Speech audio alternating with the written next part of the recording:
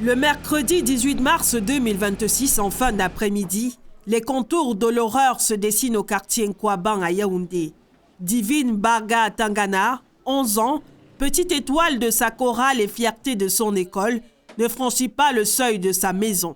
Nous sommes d'abord arrivés à l'école. Signaler la disparition de l'enfant, on a cherché partout mercredi soir. On n'a même pas dormi.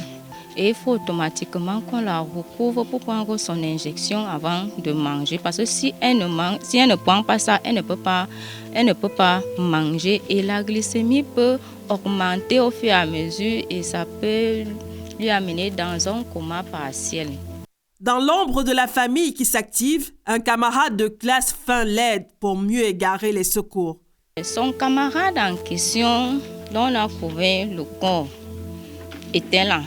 Quand on était en train de supplier ces enfants-là que pardon, tout le monde connaît l'état de santé de Mbarga. Si quelqu'un connaît là où elle se trouve, il faut qu'elle s'injecte, elle mange. L'enfant dit carrément que non, nous ne sommes pas au courant. Jeudi, 15h15, le couperet tombe. La découverte d'une dépouille encore tiède, marquée par l'infamie du viol. Et jeudi vers les 15h30, entre 15h et 15h15, il y a des petits-enfants qui s'avancent.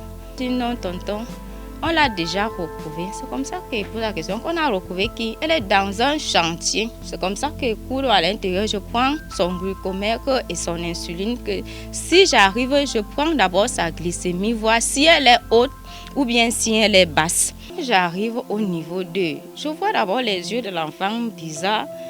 Je dis, ah, l'enfant est au coma, comme vous avez vu à l'image là. Mais au moment où je suis arrivée, c'est comme si elle venait de rendre l'âme. Les larmes coulaient encore et chauffaient encore. On n'a pas été sodomisé, violé. Et pour terminer, je pouvais même laisser mon enfant en vie. On devait quand même chercher à la soigner. Il a cassé son cou. Parce qu'il y avait le sperme qui coulait encore dans ses parties intimes. L'horreur atteint son paroxysme lorsque l'on apprend que des voisins ont entendu ces cris déchirés la nuit pendant des heures. Après une mère dans l'immeuble, elle a dit que j'ai vu l'enfant ici dans le camp ici à 19h. J'ai suivi les cris à partir de 23h jusqu'à 3h. Aidez-moi. Ça fait mal, laissez-moi appeler ma mère, aidez-moi. Mais ils sont en train de suivre comme ça. Je me suis évanouie. À la douleur du deuil s'ajoute une machine judiciaire qui semble immobile. Il aura fallu que la colère du peuple gronde sur la toile.